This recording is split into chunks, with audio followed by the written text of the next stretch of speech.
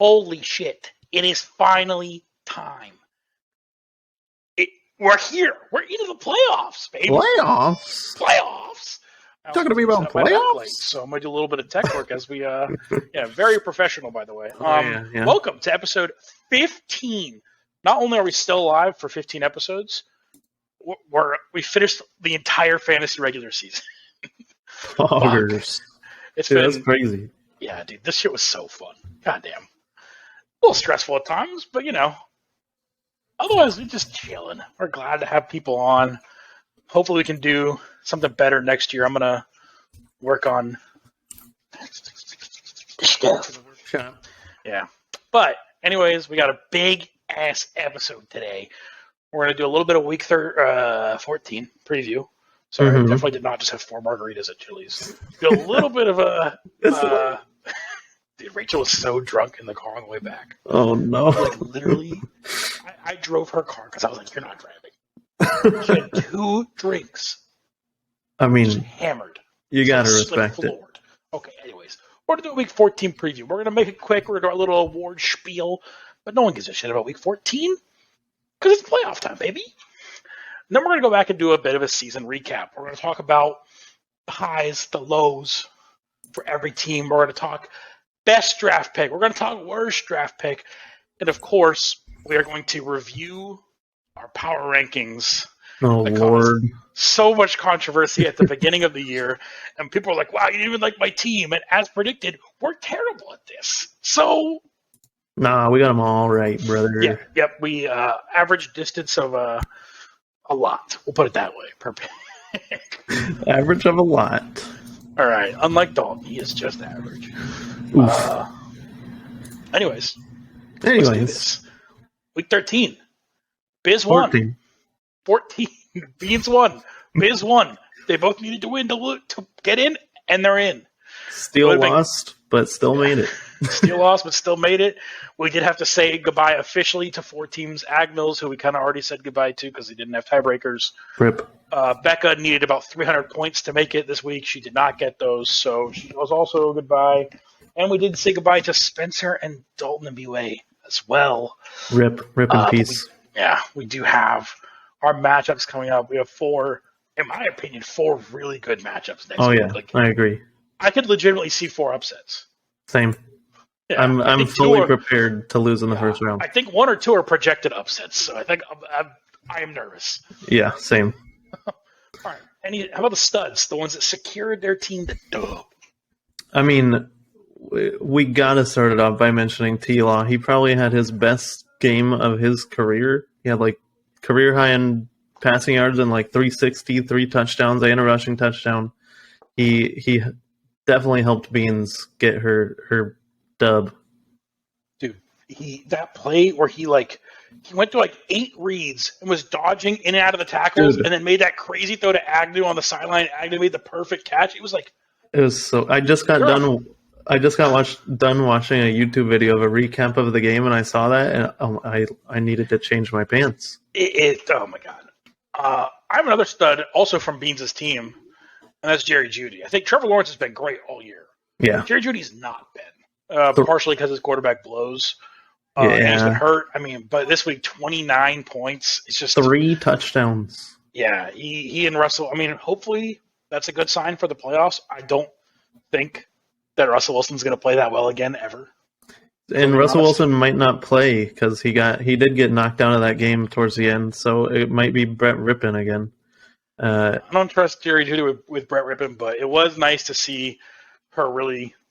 Those 2 guys also clutched the victory for her. It helped that Cortland Sutton was out, so it's Jerry Jeudy's the clear number 1 with Cortland Sutton out, so he got a lot of work. Also, I should say before we did mention last week that Agbles is going to be on the podcast. He bailed. So don't blame us. Sorry for the false advertisement. Yeah. Get baited. Yeah, I think the other guy that's pretty obvious to add into this list is Jaguars' Evan Ingram. I mean. And that was a close win for Alex too. That was huge for him. Without Evan Ingram, he gets annihilated by Steele. Yeah. And Steele, right? Steele made it anyways, but Steele would have gotten the 7th seed instead of the 8th seed. With a normal Evan Ingram game, he loses. But Evan Ingram just decided to get 15 targets for some Even reason. with an above average Evan Ingram game. Yeah. He just went crazy. Yeah, so that's that one. And then the other clutch one I have is Jerick McKinnon. He scored 26 points in the first quarter. Yeah, he did. And it was funny because we were in Discord. It was me, Agmills, Reeves, and Englewood, I think. And we're like, Jerick McKinnon's projected 11? That's pretty high. And then his stat line was 2 catches, 52 yards, and a touchdown. I'm like, well, I guess he got his projection already. Yep. And then he scored again. Yeah. Patrick Mahomes is just a wizard. Jerick McKinnon's first touchdown, I'm just like, I watched that play. I mean, obviously they showed it a million times on the sports networks, but it's just like, every time you see it, you're just like, how? Yeah, I don't get it. Like, Aaron Rodgers used to be that kind of guy where it was like, some things he would do where he'd like escape the pocket somehow and just like launch it off platform. Yeah. And Patrick Mahomes just makes him look normal. Yeah. He's such a freak. It is so. Speaking of freaks, I watched most of this game and did not realize this until I saw the stat line after. Justin Jefferson got 223 receiving yards with no touchdowns, and he had a big touchdown taken away too. Yeah. Or I think it was like taken away or a big catch taken away, something like that. I don't know. He broke the Vikings single game receiving record, and like I said, I watched most of the game and didn't even realize it was happening. That's how good he is. I literally just glanced over at the screen. I was like, "Wait, what the fuck? JJ has 9 catches in the first half or something. What the hell's going on?" Yeah, he's pretty good. All right, that's enough positivity. Fuck that shit. Who are the duds? Who failed? Who choked? So, on a similar note of starting with T-Law last in the studs, I'm going to have to go with a very satisfying dud of -4 Tennessee defense. Get fucked. I thought you were going to somehow turn this into a motherfucking Brady joke. I was like, don't you dare. No, it's expected from him at this point. You can't even put him in this section. Bro, he scored 10 points. That's not even that's 4 times what my quarterback scored. Yeah, I also had Derek Carr in there, so. Oh, yeah. Wow. Congrats, Captain Obvious. Yeah, I think Derek Carr. I also had Jamal Williams, the touchdown god this season, only scored 3.7, and that was the close matchup of the week. Like, Benglewood versus Steele was like a 10-point game. Jamal Williams gets 1 touchdown, and that's less than 5 points. He gets 2, which he has done. That's a dub. So, yeah, it was definitely a dud. Yeah, I mean, for duds, just look at half of my roster. Foster Moreau scored 0. Travis Etienne had 3. DeAndre Swift, I think, had 4.5 or something. It was pretty bad, and I forgot to mention Hurts and studs because he's always there. He's just so good. The MVP of the league, and he's the number 1 quarterback and number 1 fantasy player. It's hard to be like, hey, dude, you're still good. Yeah. That's why I didn't talk about Miles Sanders either. We've put him on this list so many times when he has these random-ass 30-point games. Yep. That, like, yeah. I kind of glazed over the Tennessee defense. Fuck the Tennessee defense. Fuck the Fuck the tits. Yeah, and I did find it really funny that Sharksy picked them up over the Bucs defense. Yeah. And she's like, oh no, the Bucs defense is going to do so well, and I benched them, I doubted them, and then they also did like shit. They got -2. Yeah. Hey, that's a 2-point swing. Improvement. Yeah. Also, I have put Saquon and Stephon Diggs. Mediocre performances from guys that are supposed to be stars. Yep. 5.2 from Stephon. I think like 6 points from Saquon. I forget. Yeah, something like that. Yeah. And I also had Tua and Waddle up there. Tua had such a bad game. I mean, he kind of salvaged it a little bit at the end, but Waddle didn't really do anything. Waddle, I was looking because I was like, well, I feel like we've said Waddle's name a few times on this duds list. I think, and we have. He has these random, like in the last 2 weeks especially, like he has random games where he just gets 3 targets and gets 1 catch, and it's like, okay, I guess you're just invisible. Cool. Yeah, I mean, I kind of blame Tua. He's still like I think a top 6 receiver in fantasy, so it's like you can't. I mean, he just has super good weeks and then pretty bad weeks, but you gotta take your lumps to get the big boom weeks. Okay, I'll be honest. I didn't look at waiver wire pickups. I didn't either. I mean, I picked up the Kansas City D and they scored me 15, so we'll take that. But my managers of the week were Biz and Beans because they were the winners of the win and in games. So I literally had the same thing. Biz and Beans, both for manager of the week. Pog. Honorable mention to Steele because he had a really good week. Yeah. Just barely lost, and he did make it in still. But yeah, I think Biz and Beans get it for the clutch dubs. Yup. All right. No one wants to hear about the shit. Time for the They want to juice. laugh at us, and they want to hear about their successes. So we're going to do that. Yeah. I guess we'll start from the bottom. We're going to go through all the... Yeah, I mean, I kind of mentioned at the beginning. So Agmils. Agmils finished 3-11. He was 11th in scoring, I think. I think so. Fuck, I don't remember. Technical break, please hold. Yeah, he was 11th in scoring, 12th in median score. But there were some bright spots. Who was he did win his last matchup to tie for the worst record ever, not set the new record for the worst record ever. So there's that. And he did. Beans is still the lowest overall record in both seasons for regular season. So he did keep 11th place for that. Yeah. Who is his best draft pick, though? The one that I had, I mean, it's pretty obvious to me. It was Austin Eckler. Yeah. Because, I mean, he's the RB2 on the year and has like almost 100 receptions as a running back through 13 games. So he's been pretty good. Yeah. I mean, I also had Eckler. Unfortunately, Alex's draft didn't have a lot of value in there. Mm-hmm. But I still think getting Eckler at 4 is considered value. Oh, yeah. But who's the worst one? Now, I will say, before we do this, I try to not factor injuries in. Mm-hmm. Like, Keenan Allen's an obvious one for this if you're including injuries. But, like, for me, I only do it if it's a player that gets injured all the time and you pick them. It's like CMC, if he got injured this year. It's like, you fucking pick CMC. Of course. But who'd you have for his worst pick? Mine, it was kind of tough. Like, it obviously would be Keenan Allen if we were taking into account injuries, but I put Debo just because he didn't really live up to his draft capital. Like, he was fine, but he wasn't like wide receiver 1 material, obviously, and he just got hurt. Yeah, Debo was tough because like earlier in the year he was really good, and then he kind of like slumped down. Yep. I went with Dawson Knox. He was the 8th tight end taken, so it's not like he was that high. Yeah. And he finished as the 17th tight end taken, or 17th tight end in scoring. But the fact that he got cut halfway through the season as the 76th overall pick is pretty telling. He got cut for a guy who plays half quarterback, or like a quarter quarterback, a quarter running back, a quarter receiver, and a quarter tight end. Like, yeah, I don't know. It's pretty. And Greg Dulcich, like, yeah. So for me, Dawson Knox was the huge because he did get taken. Like there was a cluster below him. Pat Fryermuth, Cole Kmet, Zach Ertz got taken after him. All 3 of which would have been better. Yeah. So for me, that was just like, that was definitely a reach. Agreed. And so I actually went back and watched our first ever podcast episode back and pulled some juicy quotes, some bad takes, some pretty good takes. And the main one that I had from this one was Travis said winning less than 5 would be surprising.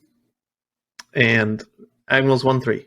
Okay, that's okay. I thought I said something way more hot take. No, I thought it would be too, but that was the hottest take from the Agmils section. That made me nervous. I was like, oh my god, what did I say?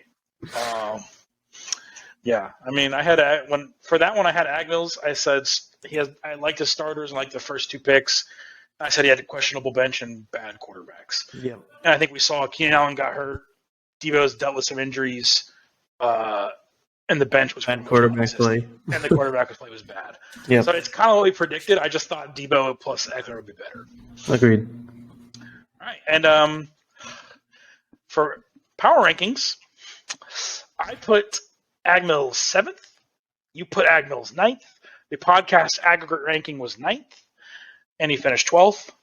So I was 5 off. The podcast and Wyatt were 3 off.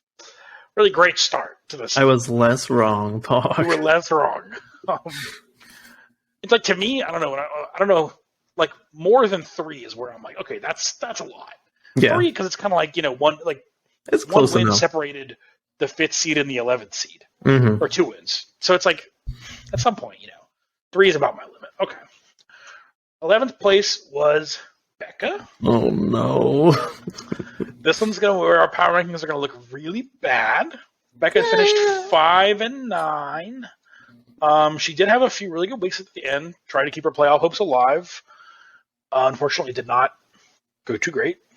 Yeah. What was her best pick though? Because I thought she had a couple solid ones. Yeah, my best pick that stood out to me was Joe Burrow. She got him in the 7th round as like the QB 8 off the board or something like that, and he's in the top 5 QBs I think in fantasy, so pretty good value. He's been awesome. I was between a couple, but I went with Ramondre Stevenson. I kind of forgot that she picked Ramondre Stevenson. Yeah, same. Ramondre Stevenson finished as the 13th overall running back, so a fringe running back 1, really. Yep. And she got him at 96 overall, the last pick of the 8th round. Like that, yeah. Obviously, she traded him away, and that kind of hurts this, but it was a great pick, I guess. Yeah. All right, and then the part everyone's waiting to laugh at us for. Power rankings. Podcast Well, we got to talk aggregate. about worst pick, too. Worst pick. Oh, yeah, of course. What was your worst pick for? I mean, Just that. it's Jonathan Taylor. The number 1 overall curse, man. It's so sad. I don't understand how it happened, but it did.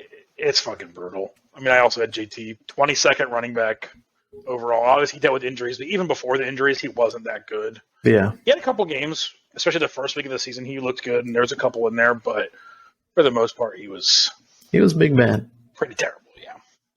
All right. Podcast aggregate ranking of 2. Travis put Becca at 1. Wyatt put Becca at 3. And she finished 11th. Oh, That would mean no. I'm 10 spots off. The podcast is 9 spots off, and Wyatt is 8 spots off. Oh, So God.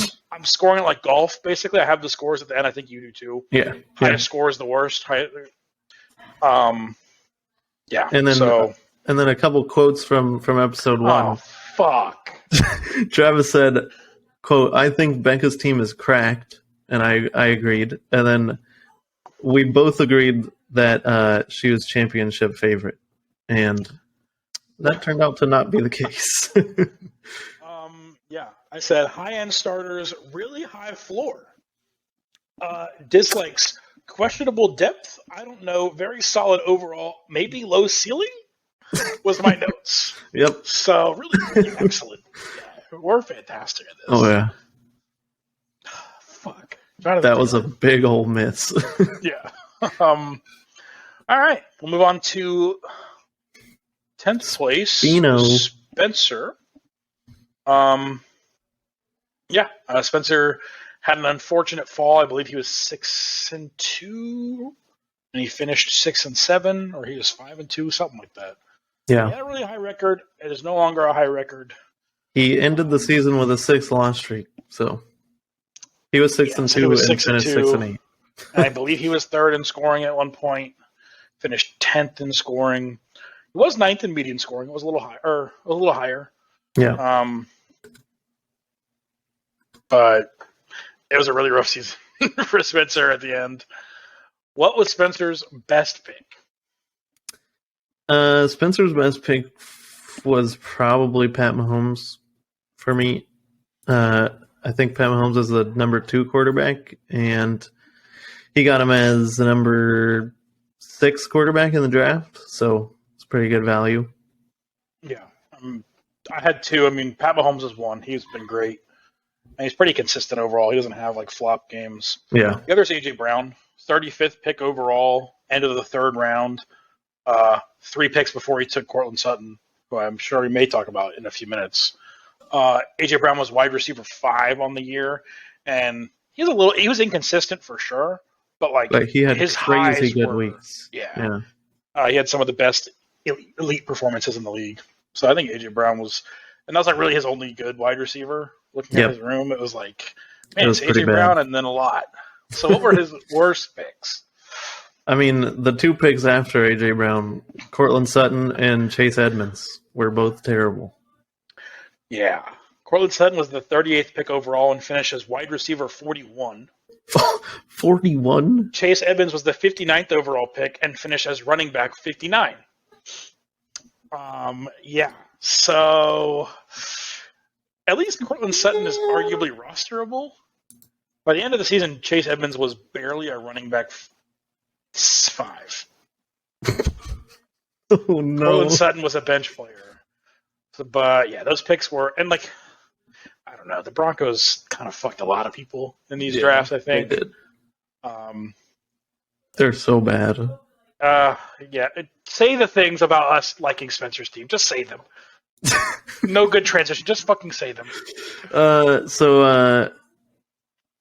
What did we say? Oh, I said I really like Chase Edmonds. I think he's going to be a top running back. Mm-hmm. So that was the thing. And then I said he's going to be a runaway favorite because he was my number 1, and you agreed. And that didn't happen.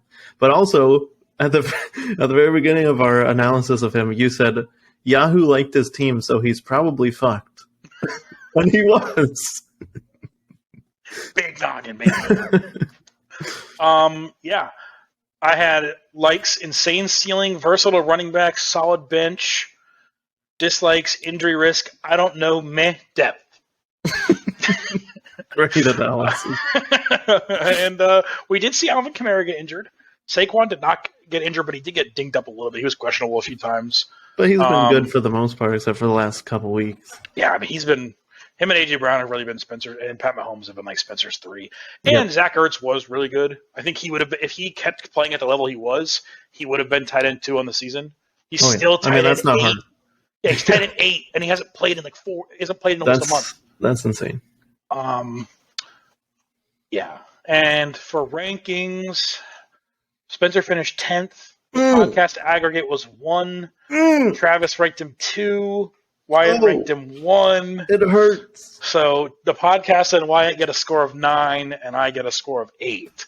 That is, I believe, the first one I have done better than the podcast. Jesus Christ. Bad. All right. Number 9. Number 9 is Dalton and Beway.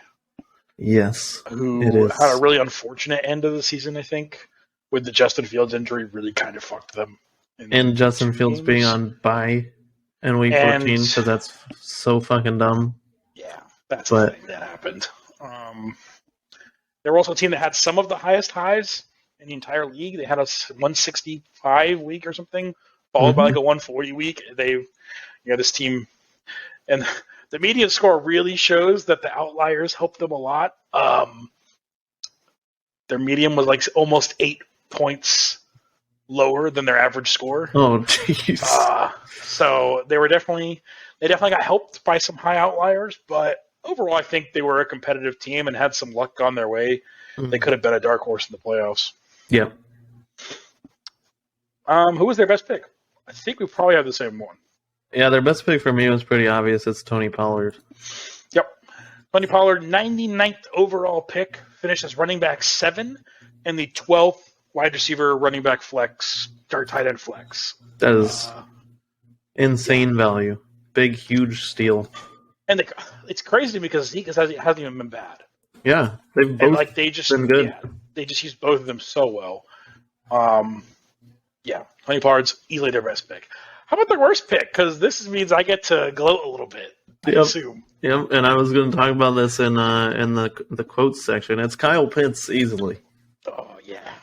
Give me that sweet validation. There we go. That's the word. Yeah, I mean, during the first episode, you talked about how you were lower on Kyle Pitts than pretty much everybody, and you turned out to be right. Yep, Kyle Pitts was taken 27th overall, the 3rd tight end in the draft. He finished as the 25th tight end. He did get injured, so if he didn't get injured, he probably would have finished around 20. Not third overall for tight ends. Yeah, what was my quote? Or you said I just You said you were I said lower fuck on that guy. Yeah, you were Okay. lower on Kyle Pitts than everybody else. But also, this section had our first profit moment Oh God. where Travis said there is a high potential that Chase Claypool gets traded, and he did. Get fucked. Let's go. I mean, it took like 10 weeks, but it happened. I heard you say that when I was watching it back, and I was like, what the fuck? I believe in that episode I also said the Eagles trade for Kareem Hunt. So let's not talk about that one. But yeah, I actually completely forgot about that. We'll take those. Unfortunately, my profit powers do not extend to the power rankings. The podcast aggregated Dalton and B-Way as 6th. I gave them 6th. You gave them 7th. The overall was 9th. Not too bad, honestly. Not too You got a bad. score of 2. Me and the podcast got a score of 3. Also, just to let people know, in the original episode, we had a tie for 7th. The scoring, I gave both Englewood and Beans, who were in the tie, I gave them a 7. I didn't. Yeah, same. Okay. Yeah, damn. I was really excited for their team, too. I was kind of pissed with the bye week and Justin Fields' injury. Like, fuck. One of the other quotes I had was Travis said, "This starting lineup looks stacked." And it was. It was. I just didn't think Tony Pollard was in the starting lineup. Yeah. But what other running back did they have? They had Clyde Edwards-Helaire. Oh. and Eli Mitchell. They had Eli Mitchell. Oh, okay. There we go. That's better. If you said Eli Mitchell with Tony Pollard as a flex, there we go. See, big brain. Eli Mitchell was good. Big noggin. He just didn't play because of injuries. All right. Let's move on before we talk about any more of my failures. We'll move on to who's next. I it's Steele. Differently. Steele. The number 8 seed, the first playoff team. We'll talk about. For some reason, I ordered them in my doc by median because I had the list right there. So that's how I just went through the list. I'm like, where the fuck are these people? Okay. So, yeah, Steele's pick. Steele did make it into playoffs. He lost the game against Benglewood, put up a good fight. He is the, I think, 4th highest scoring team or 5th. He's up there. Yeah. I'm 4th. So definitely top half. Yeah. He's been a weird team where he loses some really high scoring games and wins some low scoring games. It doesn't make a lot of sense. Yeah. It has been really weird. And I assume that we're both going to have the answer for best pick overall. Oh, yeah. I mean, this is probably the steal of the draft based on how low he was taken. And it's Jamal Williams. Fuck that guy. Jamal Williams, the number 11 overall running back, was taken 155th in our draft.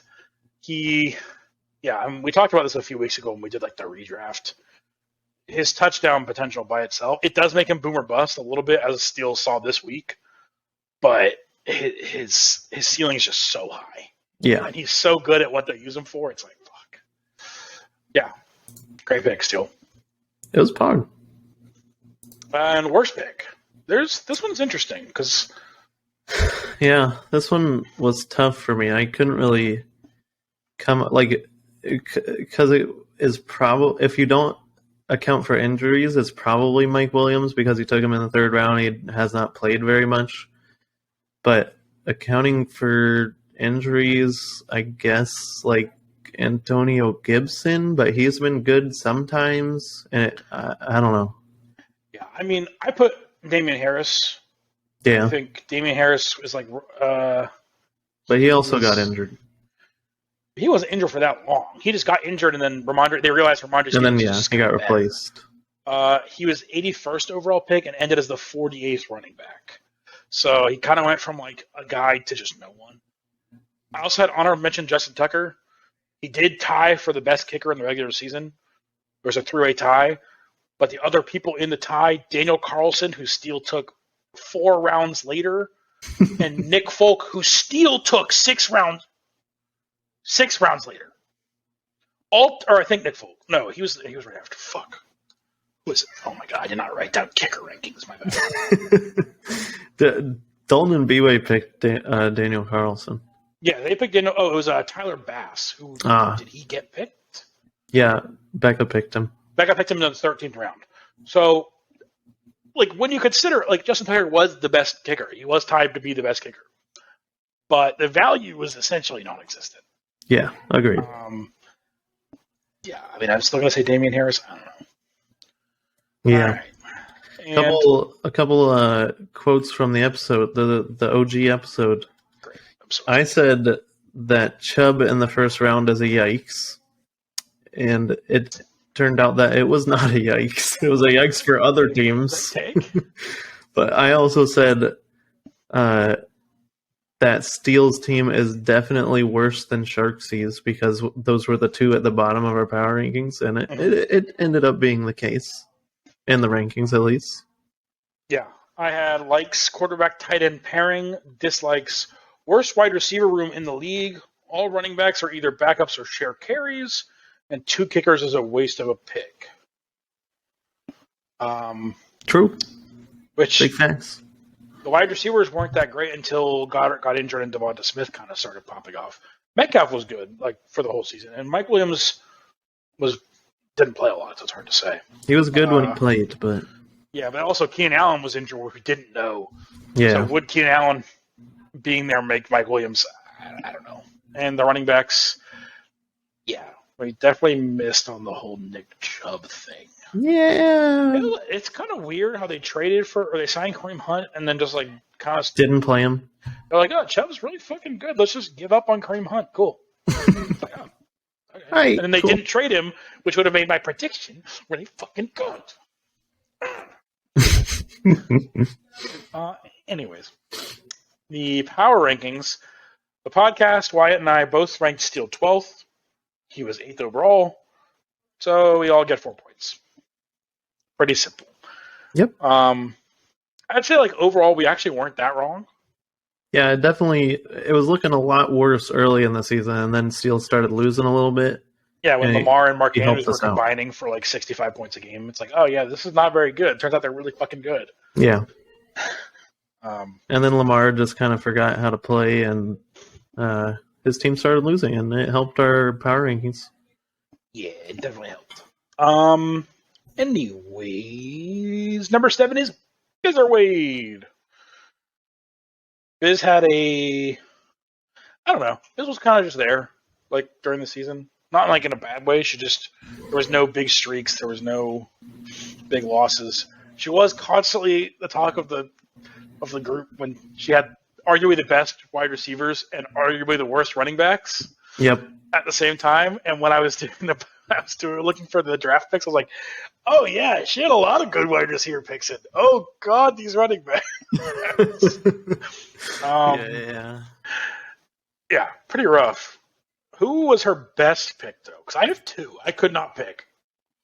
Yeah, I mean, for me, just based off of like value, I put Tyler Lockett because he's been way better than we expected, and obviously it's partially because Gino's been way better than we expected. So yeah, Lockett finished wide receiver 8, so a real wide receiver 1, 90th overall draft pick.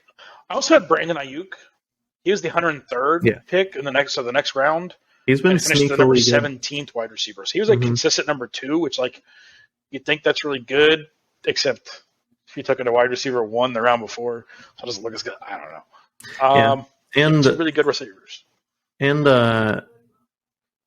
Tyler Lockett finished the season with a 6-game touchdown streak. Yeah, he definitely went off at the end. Yeah.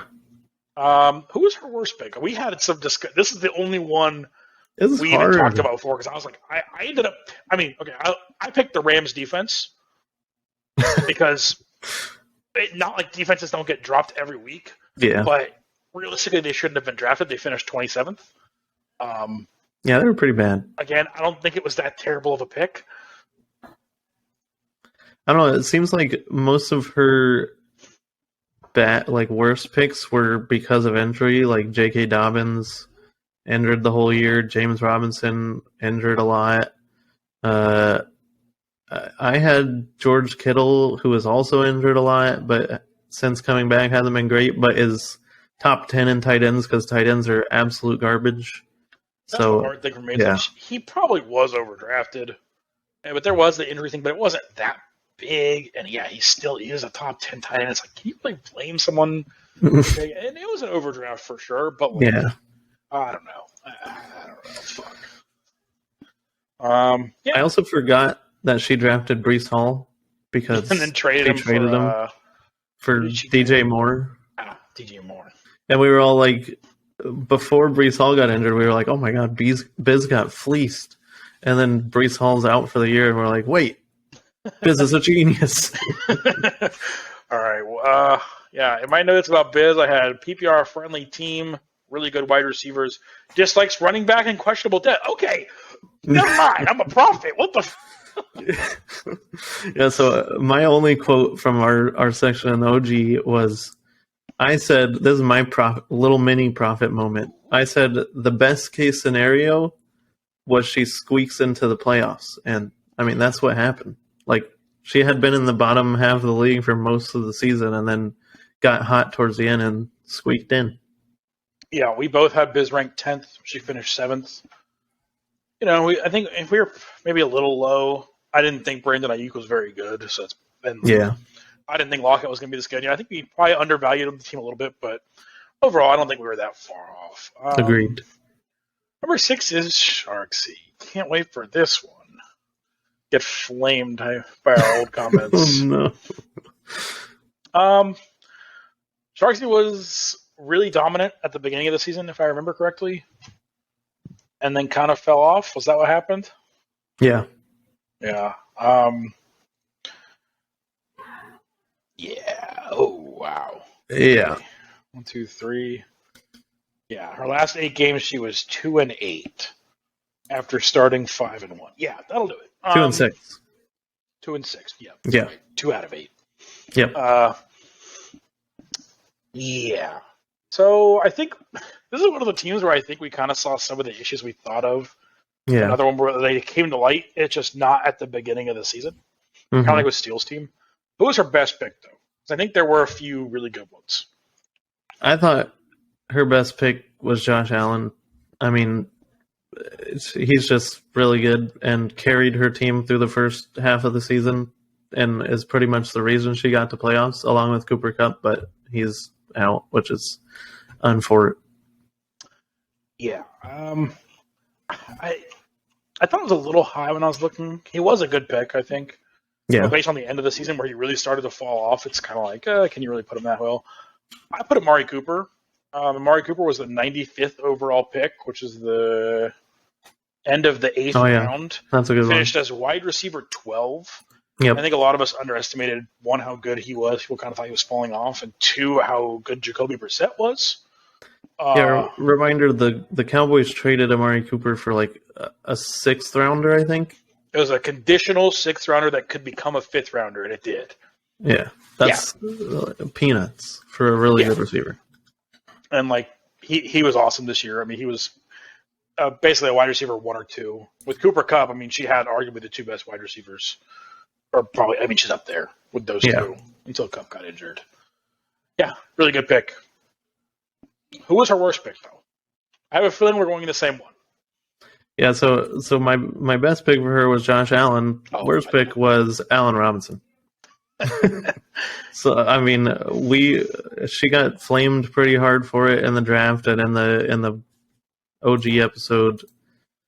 Not only was it kind of a reach in general, she already had a Rams wide receiver, which I mean, obviously the Rams offense ended up being garbage other than Cooper Kupp, so it was double bad. Yeah, Allen Robinson was the 40, which is funny because he was my worst pick from last year. Because I picked Allen Robinson in the 3rd round and then Cooper Kupp in the 4th round last year. Great drafting by me. This year, she also picked both, which is just weird. He was the 47th overall pick and finished as wide receiver 65. Yeah, there was some injuries in there, I think. I think he missed some games, but he was essentially unrosterable by the end of the season, and he was a late 4th round pick. I mean, even when he was in games, you couldn't tell. So I think he got like 40 points on the season. Evan Ingram almost did that this week. Yeah. All right. Give us some juice. What do we say about Sharksy? Are we smart? Are we dumb? I assume. I mean, we were pretty kind of spot on some things, like talking about the Rams wide receivers, and then talking about we talked about bad running back room. We didn't really have any quotes from this one that were hot takes or anything, but I don't know. I think we got some of it right, and then it seemed like we had the right takes and then just ranked her wrong anyways, and I don't know what happened. My notes do not say she has the right takes. I feel like I remember us kind of shitting on, or not shitting on, but saying Cooper Kupp was a reach. Yeah. I don't have that in my notes, but I feel like we were kind of like, it's a flyer, but I think we both thought Justin Jefferson was their wide receiver 1. Yeah, I did. I have, like Josh Allen in the third, flyer on Gallup, who did not end up doing much, and I believe is on Dalton's roster now. Yep. Dislikes worst running back room in the league, early backup quarterback pick after early starting quarterback pick, and double up on Rams wide receivers. So both of those things kind of came to fruition because Trey Lance got injured. She picked Trey Lance in the 9th round, I believe. She picked him right after Dalton Mbue and Agmos picked their starters. They picked him at the end of the 8th. She picked Trey Lance early 9th. Yeah, that was not the best pick. Yeah, but she did end up finishing 6th. Pretty good. So we ranked her as 11th, both of us. So it's 5 points. I think it's overall a pretty successful season. She's just got to stop this slide. Yeah, in a hurry. I mean, it's hard because she's been sliding since Cooper Kupp went out, and that was a lot of her points. Mm-hmm. Yeah, I think we kind of just... I don't think we underestimated how good Cooper Kupp and Josh Allen were going to be. I mean, they were legit carrying her team by themselves in the first few weeks. Yeah, with some Gabe Davis sprinkled in there. Yeah. All right. Number 5 is Beans. Beans finished 7-6. She had to win 4 of 5 to get to this point, I think. Yep. So it's a pretty clutch thing overall. Beans was also our one. So Beans and Reeves were our 2 biggest disagreements in the original. We had 4 spots apart from each other. Ironically, Beans and Reeves are the only ones that one of us got perfectly correct. Yep. We're really good at this. We're genius. We're incredible. So who's her best pick? I mean, best pick, it was a really high pick, but he's just so much better, far and away better than anybody else at his position is Travis Kelce. Like, the dude is wide receiver or tight end 1 by 100 points almost. Yeah, he's pretty crazy. How do you even say anything about Travis Kelce anymore? It's just like what the fuck am I supposed to say? Good. I didn't have Kelce though. You didn't? No, I did not. Oh, what's yours? I had Trevor Lawrence. That's what I was going to say. Honorable mention to T-Law. Yeah, I knew you were going to say that, so I was like, I'm just going to cut it now. Yeah. Quarterbacks that were taken over Trevor Lawrence included Derek Carr, Kirk Cousins, Trey Lance, Aaron Rodgers, Matthew Stafford, Tom Brady, Dak Prescott, Russell Wilson on the same team. Yeah. Which was Kyler Murray. She took Russell Wilson 7 rounds before Trevor Lawrence. And Trevor Lawrence finished as quarterback 8 on this season. He was a little inconsistent, and I think that did hurt Beans at times. Yeah. But him upping his level of play in the last 5 or 6 weeks is a lot of what helped her make the playoffs. Yeah. Getting a quarterback 1 at pick 154 is pretty crazy. He's the latest draft pick I think we're going to talk about for all of these. Yep. Jamal Williams was 155. Oh, no, Jamal Williams was 155. The pick after, yeah. Who was her worst pick, though? I have a feeling we're going to say the same pick. Yeah, it's Cam Akers. It's a disaster. The 32nd overall pick finished as running back 51. Got benched, asked to be traded. No one wanted him, so he kind of said, okay, fine, I'll play with y'all anyways. And it was okay a couple weeks. Yeah, now he's back to being the starter in recent weeks. So Darrell Henderson's... They benched him for Darrell Henderson. Darrell Henderson got cut. Yeah. The Rams are a fucking Yeah, they're a disaster. They absolute got their Super Bowl and they're fucked. Yeah. Yeah. So this one, Wyatt got predicted Beans as the fifth overall team. Bang. Do you have any banger quotes from that episode? Since you're the prophet, apparently. Well, I mean, I had a bit of an anti-prophet moment in this one. I said I thought my quote was, "I think Russell Wilson and the Broncos will be really good." Yeah. That didn't happen. Also, Travis said Cortland Sutton has a way higher ceiling than Jerry Jeudy. Okay, that isn't necessarily wrong. Like, but then little. I mean, I guess you could call this a little prophet moment, but it was pretty obvious. I said Madison could be interesting trade bait for Reeves, and it was, and she got Miles Sanders out of it, which ended up being really good. oh, Reeves, you silly goose. Got fleeced. That was a absolute fleece. Yeah. So yeah, the podcast ranked her as 7, tied with Banglewood. I ranked her as 9th. And you ranked her as 5th. She finished 5th. What did I say about her team? I said, like the starting running backs, tight end group, talent. What the fuck does that even mean? Dislikes, wide receiver target share, Chris Evans. She took the Bengals running back, who I don't even think is on the team anymore. Yeah, the third running back instead of Samaje. Really early defense and low floor. Oh yeah, I kind of agree with a lot of those. Wait. How did we? I mean, I guess because Akers was so bad, but the Chargers' defense was terrible. Yeah, I kind of forgot about. Yeah, it's just Akers was so bad. Yeah. The Chargers' defense, and she bet money on this shit. Yeah. She took the Chargers' defense first, and for reference, Steele got the San Francisco defense almost a round and a half later.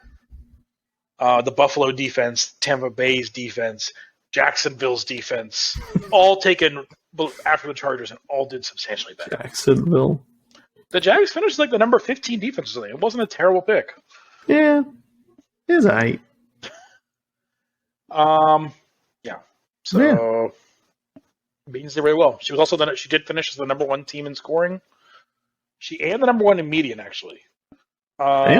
She was slightly helped out by outliers. Yeah. From what I have. But not by literally like less than half a point, which is as close as you're going to get. Damn. Yeah. That's it. And I do think she had a low floor too. I kind of think I was right. What the fuck? You're a beast. Her ceiling was way higher than I thought. Yeah. She had some absolutely blow up weeks. Yeah. All right. We'll move on to number 4. Is Reeves. Reeves was the dominant team for most of the season. He led scoring by a lot for a lot of weeks. Yeah, he did. He did kind of choke at the end, ending 1-3 with losses to Biz and Beans, who actually both needed them to make the playoffs, as well as Agvilles. And yeah, I mean, his team, I think overall has been widely seen as one of the stronger ones in the league. Except for by one of our podcast hosts ranking him 8th. Who's that? What the fuck? I don't know. So who was his best pick? His best pick was probably Amon-Ra St. Brown. He got him in the 7th round. 82nd overall. Yeah. He's wide receiver 6. Yeah. So that was pretty good. Yeah. And I know I said it. I say it the whole time because I wanted to pick Amon-Ra St. Brown, but he had the same bye week as Brandon Cooks and Devontae Adams. Yeah. So I didn't pick him, and I was going to pick him a round earlier. Instead, I picked Juju, who wasn't terrible, but whatever. He's He's not Amon-Ra St. Brown. No, definitely not. Yeah. Who was his worst pick, though? His worst pick for me was A.J. Dillon. That dude, I mean, I wasn't super high on him anyways because it's always annoying to have a split backfield. But even with the split backfield, he did really bad in most games. Yep. Mine was between him and DJ Moore. Yeah. DJ Moore was the 34th pick, so end of the third round, finished as wide receiver 35. Yeah, I think he played most of the games. Only reason I didn't include him is because he traded him. Yeah, and DJ Moore kind of got fucked by the quarterback situation. Baker was so bad on that team. True. So yeah, the podcast ranked Reeves 5th. I ranked Reeves 4th. Wyatt ranked Reeves 8th. He finished 4th, so I got it right. Okay. Hogs. Any good quotes? Any bangers? I said his running back depth with Miles Sanders and Kenneth Walker is not great. So I also said this is a large oof. I said Herbert will win MVP and the Chargers will be the best team in the league. Giga Chad. That did not happen. Yeah, I said high floor, high target share for receivers, great starting lineup, dislikes, bench isn't great, which had Kenneth Walker, so it's not a great take. And I disliked AJ Dillon. Yep. So I think at that time Miles Sanders may have been considered on the bench. So me disliking that was probably also a miss. But yeah, I thought Reese's team was good the whole time. I think I said in an episode, if I remember correctly, that he could be a sleeper to try and win the league. He's not a sleeper anymore. No. He did make the 4th seed, but he is widely considered one of the powerhouses of the league. Yeah, I mean, we have the number 1 scoring team versus the number 2 scoring team in the first round, so that is a spicy matchup. He was also one of the few teams who had a median higher than his average, meaning he was hurt by negative outliers. I think it was just he was involved in the shit bowl early in the season. Yeah, and then this week he got 2 big 80. So he only had 2 games below 100.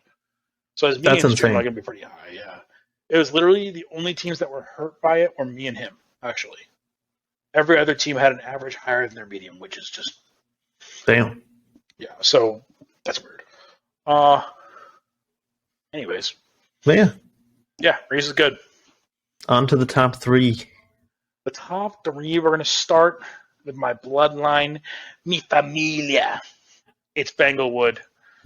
Banglewood had an interesting start to the season. He's been really low scoring, but he didn't have the easiest schedule either. It's not like he was I'm very confused about this. Yeah, I'd be interested. I didn't look, but I would be interested to see what his average margin of victory is, because I feel like he probably won a lot of close matchups.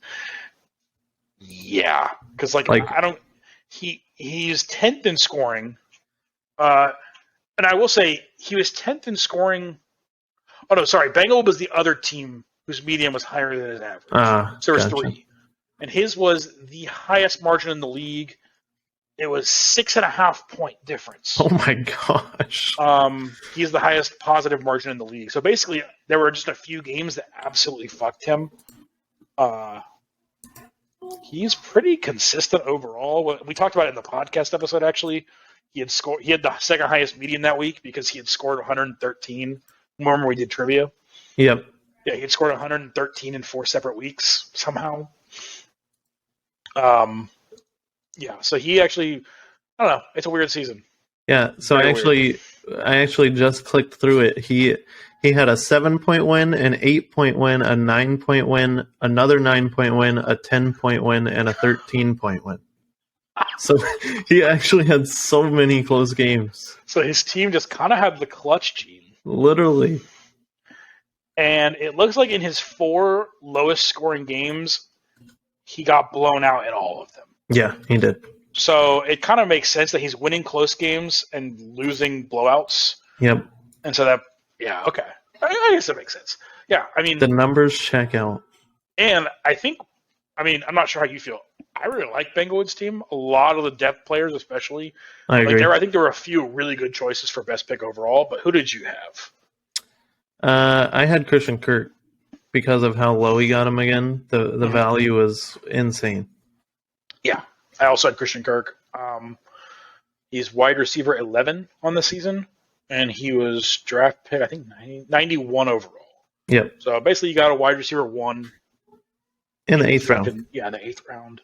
I think there were several good picks. Like, I mean, Tua late. Obviously, it's a kind of a homer pick, but if Tua didn't get hurt, also Tua would have finished as a top 10 quarterback. George Pickens turned on late. Chris Olave was really good. Damian Pierce was really good for a lot of the season. Yeah, like he had a really good draft, especially in the later rounds. There were some Tyreek Hill, another one that he almost finished wide receiver 1. Yep. Who did you have as his worst pick, though? I'm curious. His worst pick for me was Najee Harris.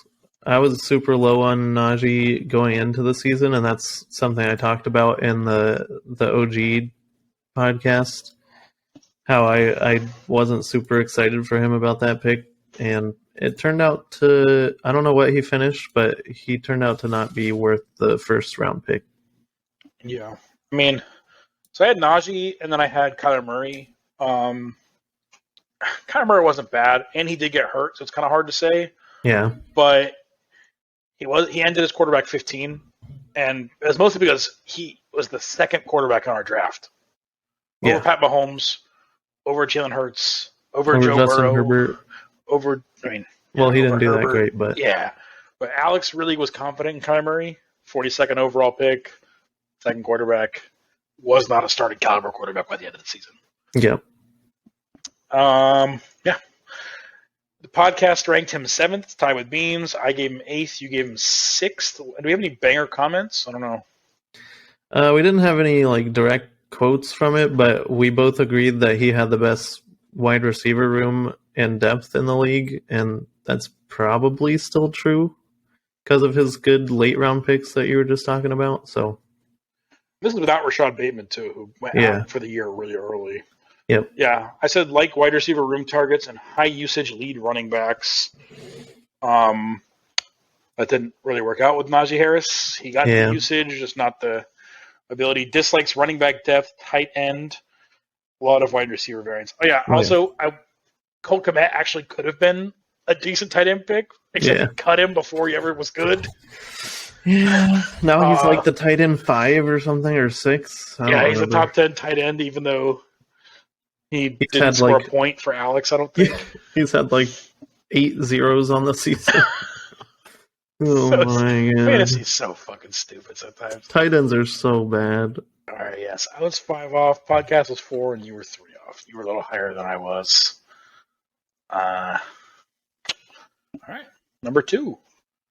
Okay, I will say, before we talk about ourselves, I remember a comment after the first episode in Discord where Reese was like, "Oh, where'd you guys put yourself?" I was like, "Oh, we were in the top half." And Reese was like, "Oh, fucking course you were." Yeah, we're top 2, motherfucker. Yeah, now it turns out we underranked ourselves, you bitches. Literally. Okay. Podcast supremacy. We'll start with you since I won the tiebreaker. Get fucked, bitch. You beat me in the head and in points. So Let's see. Wyatt, good team overall. It's a meme. Relatively low scoring. You were actually finished 8th in median score.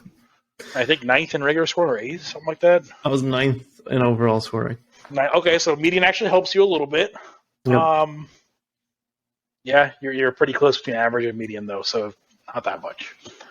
What was your best pick? I mean, obviously for me, it was super easy for my best and worst pick. My best pick was easily Jalen Hurts. Yep. Quarterback 1. Quarterback 1 in the 6th round. I expected him to be good, obviously, because I picked him, and he was completely exceeded my expectations, and is the main reason that I am 10 wins. I'm still kind of surprised that I have 10 wins. Yeah, he was awesome. I mean, it's really hard to beat. He was really fucking good. Yeah. All season. Both in fantasy and watching the game. And your worst pick, just say it swiftly. It's DeAndre Swift. Fuck that guy. Fuck Jamal Williams. First round pick, number 12 overall. Finished as the 26th running back. He did deal with a couple missed 2 weeks to injury, 3. He missed 5 weeks to injury. Oh, okay. Yeah, and when he came back, he was like running back 1B in some games, running back 3 in some games. Like, oh my gosh. Yeah. It's so frustrating. Yeah, I think he and Jonathan Taylor were easily the worst 2 first-round picks. Yeah. In my opinion. Maybe Alvin Kamara, but... He had some really good weeks in the middle of the season, though. Yeah. But the only thing I pulled from my section in the OG podcast was Travis said I had a lot of injury concerns, and boy, were you right. It was tough. That was pretty bonkers. I had Swift miss multiple games, Chase miss multiple games, ETN miss 1 game, I think, and then Michael Pittman missed a couple games, Dallas Goedert's missed a couple games, Rashad Penny is out for the year. So it's been tough. I think I said you had 6 players that missed 4 or more games last season. ETN, who that did come back to bite him because he was pretty bad after his injury, even though he only missed the 1 game. Rashad Penny, Keckwiggle, Evan Ingram was on your team. Not on my team anymore. And then Julio and Marquez Valdez-Scantling. But 3 players actually played a pretty big role in your season. I think I said I liked your ceiling and talent. I also said I liked the James Cook pick. Nice analysis, Travis. You're dope. No. Let's see. Rankings. I ranked Mr. Wyatt 5th. You ranked yourself 4th. And the podcast aggregate was 4th, I believe. Yep, and you finished 2 overall. So podcast and you get 2. I get a 3. And yeah, I mean, tied for the 1 seed, but I don't know. Boggers. 9th in scoring, tied for the 1 seed. Poggo. You must have won a lot of close games too, I feel like. I know I had a really close game against Reeves that he lost on Monday night with Herbert playing. I had a 2-point victory against Beans early in the season. Actually, almost all your wins are blowouts. Oh no, okay, yeah. 2-point against Beans, 2-point against Spencer when Alvin Kamara got 1 on Monday Night Football. 5-point against Reeves, week 6. Yep. And otherwise, you have all blowout wins. But when I would lose, I would get blown out. Yeah. I would lose hard.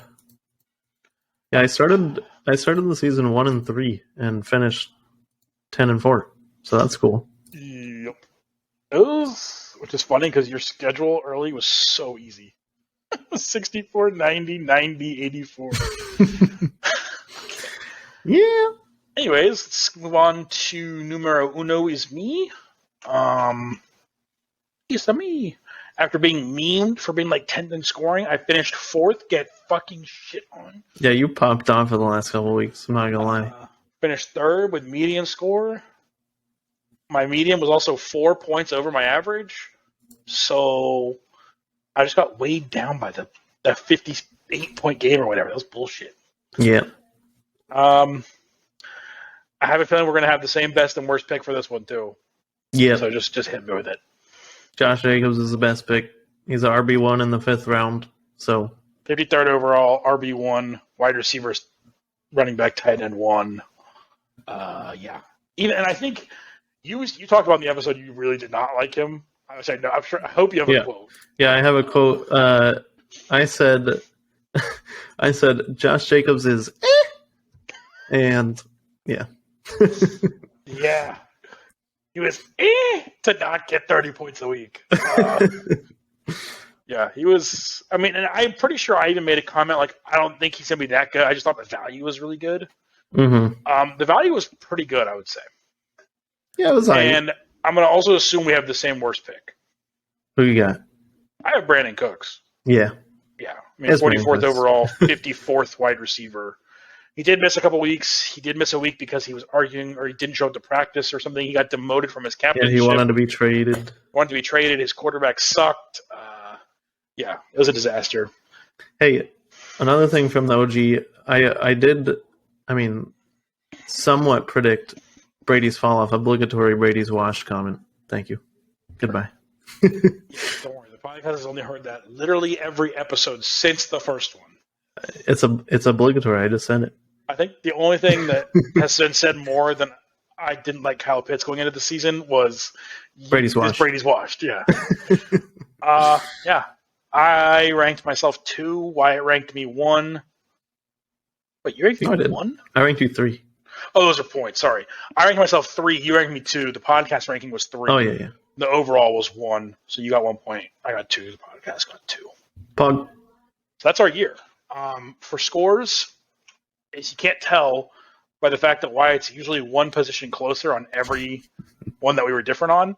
Wyatt won 44 total positions off, which means you average about 3.7 which is pretty spots away.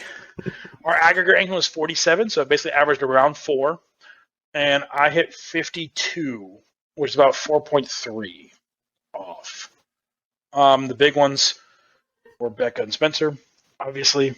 Yep. And then we each got 1 right. We each got 1 exactly right. This shit's hard. It is. It's really fucking difficult. Hey, maybe we'll do better next season. Yeah, we're learning. We're developing. We're adapting. Yeah. Shit. All right. Let's move on. It's playoff time, baby. Wait. What about... fuck. You're right. We have another segment. Of course. I'm used to 1 segment. That's like what we do. Bonus segment. Yeah. We had some superlatives for the year, of course. We're going to start with the biggest steal overall. And the award goes to... Say yours. Jamal Williams. Yeah! I knew it was going to be the same, so I was like, just fucking say it. Yeah. Yeah. I think we went over it. Jamal Williams is a fucking beast. Yeah. Trevor Lawrence was my honorable mention. Yep, because, and Kenneth Walker was an honorable mention as well. Mm-hmm. All right. Now we have one of the most contentious awards of the year is Rookie of the Year. I want to hear you give yours. If we're different, I want to debate it. Do a little master debating on cams. Who is your Rookie of the Year? My Rookie of the Year, I'm going to give it to Chris Olave. Agnel's favorite Ohio State wide receiver. He has been a lot better than I thought he would be. He took the place of Michael Thomas getting injured and has dealt with Jameis Winston and Andy Dalton as his quarterback and still has produced decent numbers. I mean, he's not been anything amazing, but I think he's been pretty good. I would agree. I don't really have a problem with it. My nomination was Dameon Pierce, also on Bengals' team, which is kind of interesting. And he's a Florida boy, so I kind of have to. If he hadn't fallen off towards the end of the season, I think he'd be the runaway for this. Yeah, I agree. But I think it's probably Olave. Kenneth Walker, again, also kind of he got hurt. Yeah, and honorable really mention. And he started off slow as well. But yeah, I think those 3 were like the clear rookie favorites. All right. Why did I go to biggest steal overall and then Rookie of the Year? Yes. Are we not going to talk about the biggest bust? Well, now we are. Who is the biggest bust of the year? Biggest bust of the year. This is going to make you feel very validated. It's Kyle Pitts. It's got It's Kyle Pitts. Get the fuck out of here, Kyle. Like, there's not. I mean, Cam Akers honorable mention, but it's got to be Kyle Pitts. It's Kyle Pitts. I also had Russell Wilson as an honorable mention. Yeah, he was abysmal. True. But yeah, it's Kyle Pitts. Get fucked, Kyle Pitts, piece of shit. All right. Comeback Player of the Year. I assume we're gonna have the same one. Oh yeah. But I'll let you say yours. I've got Christian McCaffrey. I mean, simple as that. Two seasons in a row where he did not play really at all due to injuries. And now this year, I think he's the running back 4 on the year.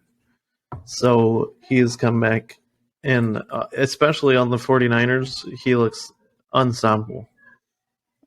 Yep. I mean, if he can stay healthy, this dude's a fucking monster. It's always been like that. It always probably will be until he gets to the end of his career. And the MVP.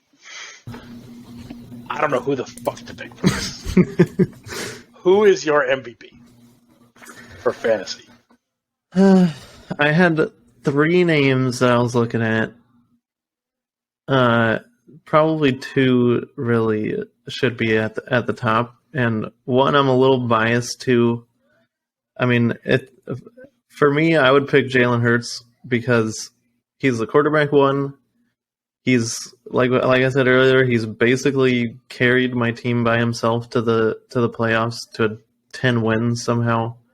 So I think with how good he's been, combined with how bad the rest of his team been, so it makes like the rest of my team, I mean, it makes him even more valuable. So that's who I got.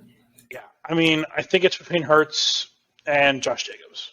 Yep. I think are the two, which it kind of explains why we're the 1 and 2 seeds that we have the 2 MVPs on our team. Yeah. I went with Josh Jacobs partially because of my bias, but also I think the pop-off potential is a little higher. Maybe Jalen Hurts was more consistent for sure. Yeah. But that 45-point game, like, it's really hard to beat. Like, I don't think Jalen Hurts ever had a performance like that, especially when you consider the context of our league where that literally won that week. Oh, yeah. And, like, I know Jalen Hurts had some clutch performances. I'm okay giving it to Hurts. I think those are, like, the 2 clear guys. Yeah, I agree.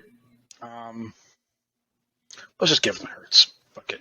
Poggers. You're gonna be the real MVP, so we're gonna the real MVP. Also, the third guy that I was thinking of, honorable mention, Travis Kelce, just because how much better he is than every tight end.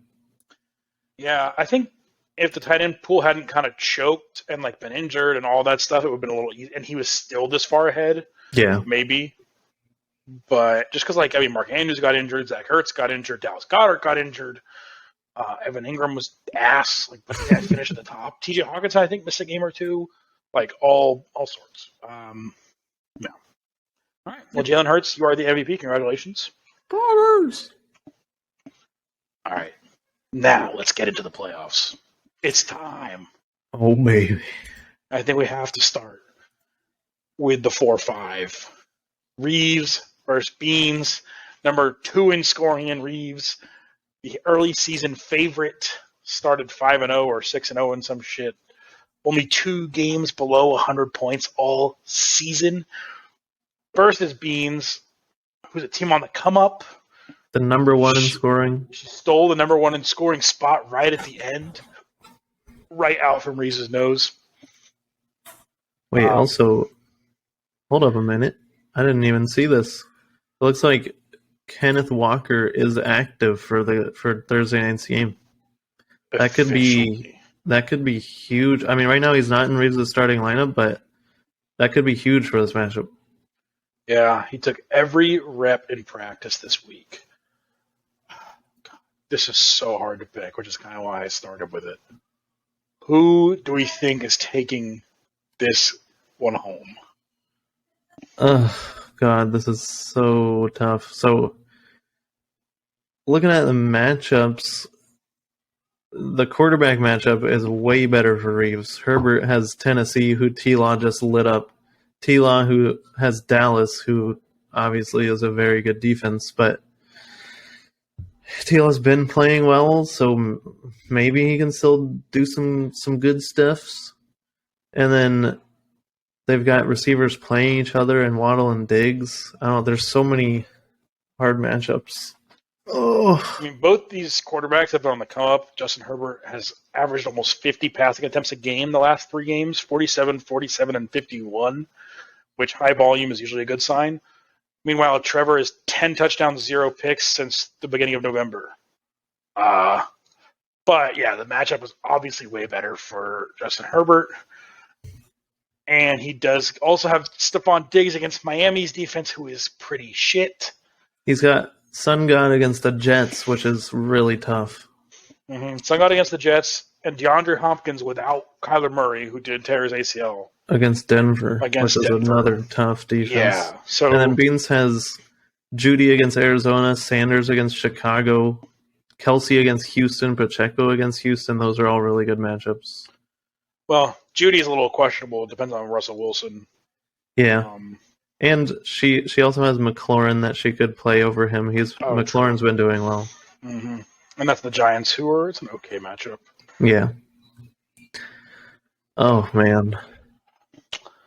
Fuck. I'm going to pick Reeves. Oh, wait. Hold on. No, I'm picking Beans. I'm switching it. Yeah, I'm picking Beans. Fuck. I don't. She's on fire. She's on a 3-game win streak. NBA Jam rules. Three win streak is on fire. You can't miss. You can't miss. All right, I'm going to pick Reeves because the podcast needs to have some division. I think we'll see. That matchup is going to be really close. I hope it's crazy. Same. All right, let's move next to 3-6. Banglewood is the 3 seed, currently a 15-point underdog against Sharksy, the 6 seed. Oh man. So he has Banglewood's matchups do not look good. No, they do not. They do not. He has Chris Olave on the bench against Atlanta. He could switch Marquise. I mean, if it were me, I would switch Marquise Brown out for Chris Olave because Atlanta's defense is garbage. Mm-hmm. I mean, as we all know, he's got that Miami Dolphins exposure, and they have a hard matchup, which makes it a little tough. All right, y'all can't really see that glitch in the Matrix, but we just had some technical difficulties, so we're back. We just time traveled. Yeah, bitches. Okay, so yeah, we were talking about Sharksy and Banglewood. I know we were talking a little bit about Chris Olave over Marquise Brown, maybe. What do we think we could do for Banglewood to make up this gap? I mean, other than that, it's looking pretty bleak for the boy, for the Johns family in this matchup. I mean, it's a QB duel of Josh Allen versus Tua, and like I said, the Bills' defense is a lot better than the Miami defense, and it's going to be in Buffalo, where it's probably going to be snowing and freezing as fuck.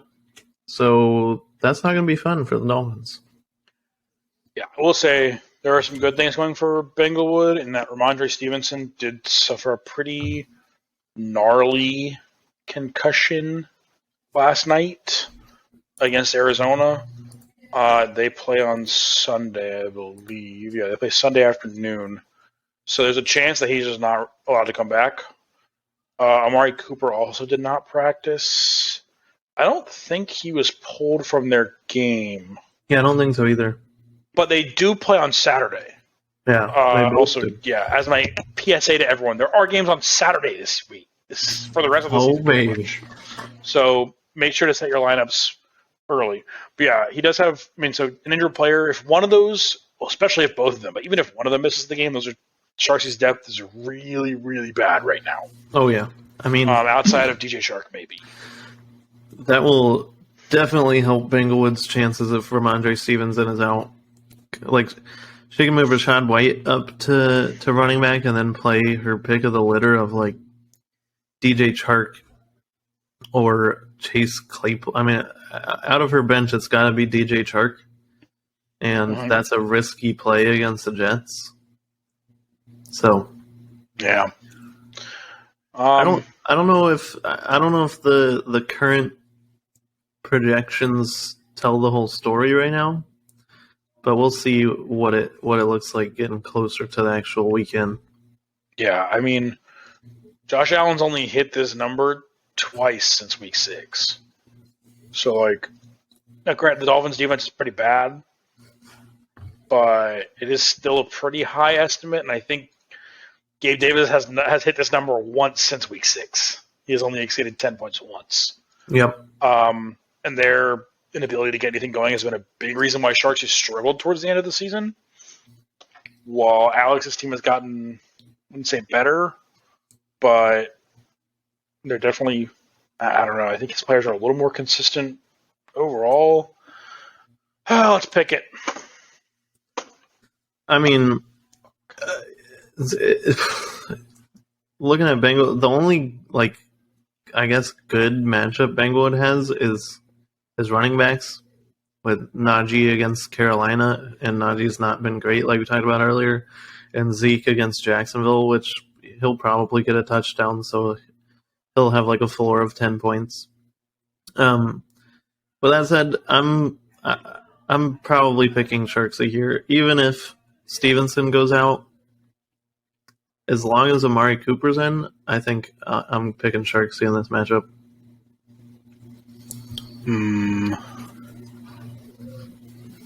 Yeah, the Dameon Pierce injury really hurts Mm-hmm. Banglewood. When he does have and the Kyler Murray injury hurting Marquise Brown's stock. It's just a couple injuries late in this season have just kind of fucked him.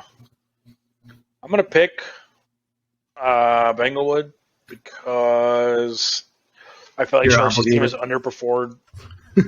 I mean, there is a little bit, but also I think Sharksy's team has just underperformed expectations almost every week in the last several weeks. I feel like we've picked her several times on this podcast, and she hasn't done anything. Yeah, I mean, that's fair. Since week 6, that mark I'm talking about with the Bills, she's broke 100 points twice. Oof. I mean, it's not. So I'm gonna pick Banglewood. I think if healthy, Sharksy probably wins, but I think I like Banglewood's team a little more overall, so I'm gonna pick him. I've predicted 2 upsets so far. The 5th seed beating the 4th seed, and the 6th seed beating the 3rd seed. The 5th and 4th is so hard because 1, they're right next to each other, and 2, they're literally the 2 top teams in scoring. Yeah, it's really hard to call that one an upset. I would say Sharksy over Banglewood is an upset for sure. Yeah, if it happens. But I'm gonna pick Banglewood. Come on, don't let me down, baby. All right, next we move on to 2-7. That is you versus Baylor Wade. It's me. Wait, did my prediction go up? I think my prediction went up a little bit. I think it went up by a point. I don't know from who. Me either. Oh, wait. She's also got... She's got Tony Jones in right now, but she's got Aaron Jones on the bench, so add 12 to her score, and it's more 50-50, with her having the edge, actually. So she also has J.K. Dobbins on the bench if she needs some weird... if she doesn't think Jared McKinnon's going to have as good of a game again. Yeah. Dobbins looked pretty... 15 carries coming back against the Browns defense. That was against Pittsburgh's defense. He's against the Browns defense, who hasn't been that good. They did okay last week against a pretty out-of-sorts, injury-ridden Cincinnati team, and then they destroyed Deshaun Watson the week before. No. Fuck, they destroyed fucking Davis Miller. Whichever nobody the fucking Texans started.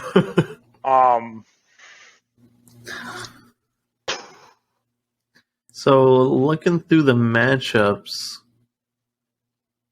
Biz has a lot of good matchups. Tyler Lockett has a tough one against San Francisco on Thursday. But other than that, Dak against Jacksonville, JJ against Indianapolis is fine. McKinnon against Houston's good. Kittle against Seattle's really good. So Aaron Jones against the Rams is really good. Yeah. And then on the flip side, I've got Hurts against Chicago, which is really good. Chase against Tampa is kind of mid. Maybe Pittman shows up because Minnesota's secondary is garbage. I have very low hopes for ETN against Dallas because they're a very good defense. Hopefully, right now it looks like Dallas Goedert's still on IR, but I heard that he might come back this year, so if I don't have to play Foster Moreau, that would be Pog. But we'll see. Yeah. And the nice thing is, T. Higgins didn't play this week. If that happens again, I guess she probably won't know in time. But Brandon Ayuk, as I kind of talked about earlier, is a good option to just throw in there. Yeah. And T did have a hamstring injury, and those can linger sometimes, so that's kind of scary for her. Yep, I don't know. It's really, really tough. I mean, if she plays T Higgins against a 0, I'd probably pick you. Otherwise, I think I'm going to pick Biz in the upset. Also, a little history. Last year, Biz was the 2nd seed in the playoffs against the 7th seed. The 2nd seed was the 2nd highest scoring team in the league that week, and that was Biz. The 7th seed was the highest scoring team in the league that week. And that was you. That was me. So maybe Biz can be the other side of this matchup and take down Please one of no. the titans of the league. Please no. I'm going to pick her to do it. I'm picking myself. Unless T. Higgins is in her lineup and doesn't play. That's the only condition I'm That not would be gonna ideal. We'll see. Dude, like, none of these matchups feel like blowouts. I can't even... It's going to be so close. It's going to be so hype. I'm so excited. Oh, I'm so excited for 2 full days of football and misery of losing in the first round again. And last year we had 3 upsets in the first round, and Spencer are losing because Odell Beckham Jr. could not get 1 yard. Oh no! And that was the only one that wasn't an upset. He was the 6th seed over against Becca's 3rd seed, and lost by 0.06 or something. Oh, because no. Odell Beckham couldn't get 1. He got 1 catch, missed the yardage by 1, and then was injured. That is so much pain. Yeah. So, I mean, is 4 upsets possible? Yeah, we do have one more matchup to talk about, and that is me versus Steele. This one's the weirdest one to talk about because I think Mark Andrews being in or out of the game is just massive. Well, he doesn't have an injury designation right now. I'm sorry, Lamar Jackson. I think I just said Lamar Andrews. I'm almost... No, you said Mark Andrews. Okay. I meant Lamar Jackson because of his impact both on the quarterback position and on Steele's best player, Mark Andrews. I'm pretty sure Lamar is going to be out. So he is likely going to be out. He is questionable, though. Yeah. I think if he is out, it does give me a decent advantage.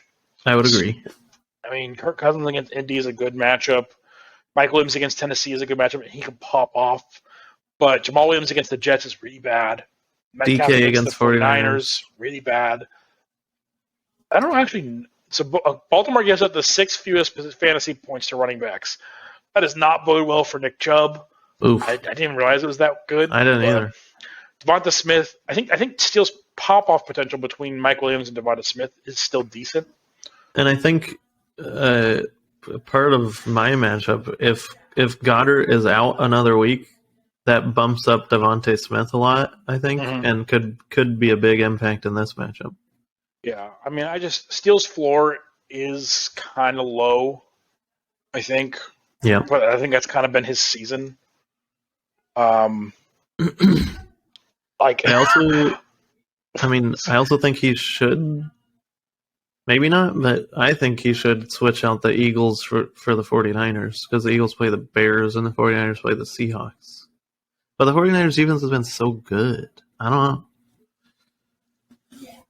That's a tough one, actually. Yeah, I don't know. And they're pretty close in overall performance on the year. Mm-hmm. And neither has been like inflated by some crazy outliers. I will say last time the Niners played Seattle, the defense scored 15 points. That's pretty good. That's a pretty good sign. Yeah, I mean, I will say I like my matchups a lot better, assuming my players play. Because I currently have 3 questionables. New England's run defense is also really good. Yeah. Which is not great for Josh Jacobs, but it's Josh Jacobs. Yeah, the defensive performance has not necessarily impacted him. It's just whether he's on or not that day. I don't know what quarterback I'm going to start, so don't. I may start Mr. Washed. Who the fuck knows? And CMC play on Thursday will be a huge indication of this match, how this matchup's going to go. Oh, and DK Metcalf. So yeah, I mean, I'm going to pick myself, I guess. I just think Steele's floor is so low this week. And most weeks that I think it's kind of hard to pick. Again, would not be shocked if I lose this game. But And I feel like I've been pretty consistent in not picking myself, but I'm going to pick myself and probably curse myself and be eliminated.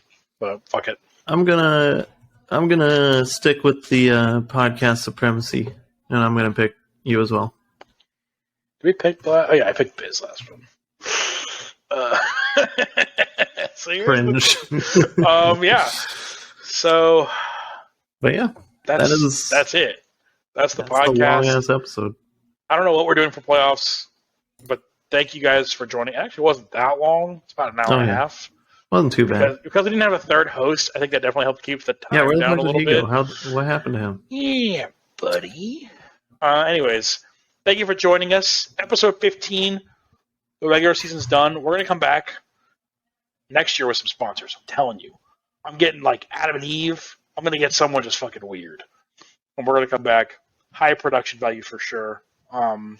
Get hyped this playoff time, baby. And our fucking predictions are going to be better. And that's all I got for you. I don't know. See you fuckers next week. Good luck. Peace.